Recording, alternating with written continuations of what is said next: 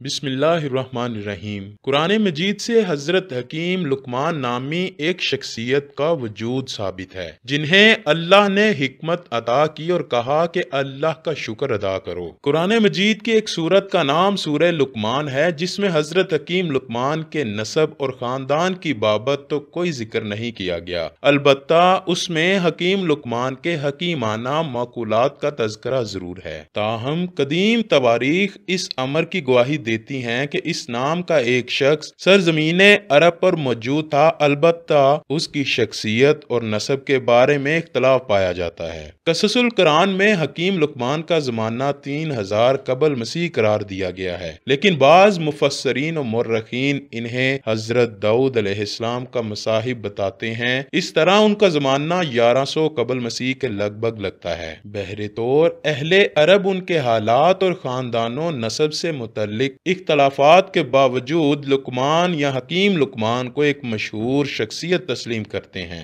और सहीफा लुकमान के नाम से उनके हकीमाना अकवाल को कदर व मंजिलत की निगाह से देखते हैं। कससुल अंबिया में हजरत हकीम लुकमान का एक वाकया दर्ज है जिसकी तफसील कुछ यूं है कि एक दफा हजरत लुकमान से किसी ने कर्ज लिया। काफी मुद्दत बाद उस शख्स ने हजरत हकीम लुकमान को पैगाम भेजा कि मैं यहाँ अपने शहर में काफी मसरूफ हूँ, इसलिए किसी बंदे को मेरे पास भेज दें ताकि मैं कर्ज की रकम वापस कर सकूं। हजरत लुकमान ने अपने बेटे को कर्ज की रकम वापस लेने के लिए भेज दिया। जाने से पहले उन्होंने अपने बेटे को 3 नसीहतें की। सबसे पहली नसीहत ये थी कि बेअबान रास्ते में एक घना दरख्त आएगा, तुम उसके नीचे मत सोना। दूसरी नसीहत ये की कि दरख्त गुजरने के बाद एक शहर आएगा, वहां रात क़याम मत करना। तीसरी नसीहत ये की कि जिस शख्स से कर्ज लेने जा रहे हो उसके घर पर क़याम मत करना। हाँ, अगर रास्ते में कोई तजर्बाकार बुजुर्ग मिले तो उनकी बातों पर अमल करना, चाहे मेरी नसीहत के खिलाफ ही क्यों ना हो।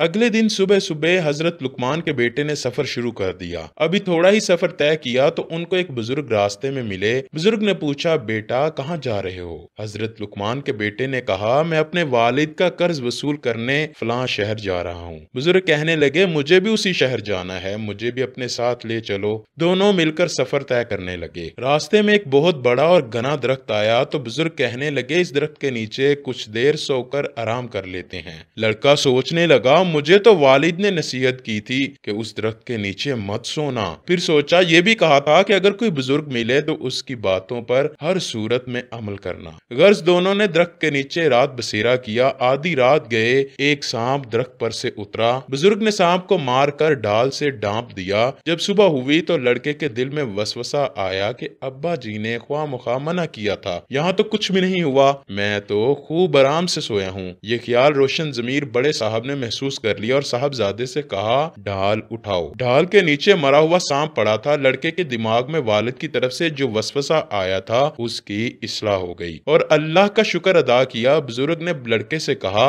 साहिबजादे सांप का सर काट कर अपने पास रख लो।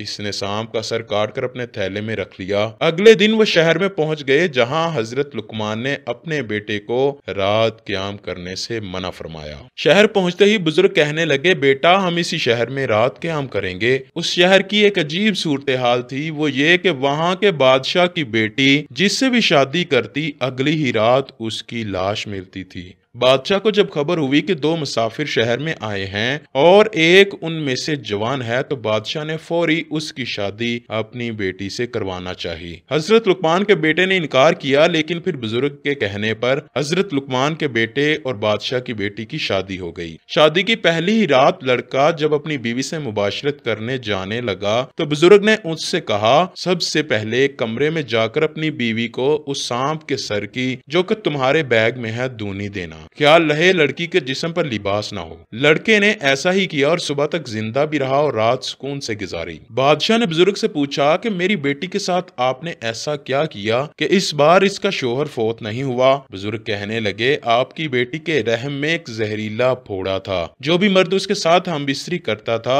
वो उस जहर की वजह से मर जाता था, लेकिन सांप के सर की दूनी की वजह से वो जहरीला फोड़ा खत्म हो गया। कुछ दिनों बाद वो दोनों इस शहर से रवाना हुए और उस बस्ती میں پہنچ گئے جہاں مکروز کا گھر تھا۔ دانا بزرگ نے فرمایا بھائی اس کے گھر میں ہی ٹھہریں گے۔ چنانچہ رات کو وہیں قیام کیا۔ میزبان کی نیت میں پہلے ہی فطور تھا۔ اس نے سوچا دونوں کو قتل کر دیا جائے تاکہ قرض کا روپیہ واپس نہ کرنا پڑے۔ میزبان نے مہمانوں سے پوچھا صاحبو اندر سو گے یا باہر صحن میں؟ بزرگ بولے گرمی ہے ہم باہر ہی سوئیں گے۔ چنانچہ دونوں صحن میں لیٹ گئے۔ گھر کے اندر کمرے میں صاحب خانہ کے 2 لڑکے سوئے ہوئے تھے۔ جب آدھی رات ہوئی تو بڑے میاں نے حضرت لقمان علیہ السلام کے بیٹے کو جگایا اور بولے سردی ہو گئی ہے اندر چلو۔ دونوں اندر کمرے میں گئے اور میزبان کے لڑکوں کو جگا کر کہا بھائی ہمیں باہر سردی لگتی ہے، تم ہماری جگہ جا کر لیٹ جاؤ، ہم یہاں سو جائیں گے۔ جب 3 پہر رات گزر گئی اور ہر طرف نیند کا پہرا ہوا تو مالک مکان آیا اور باہر سوئے ہوئے اپنے دونوں لڑکوں کو قتل کر دیا۔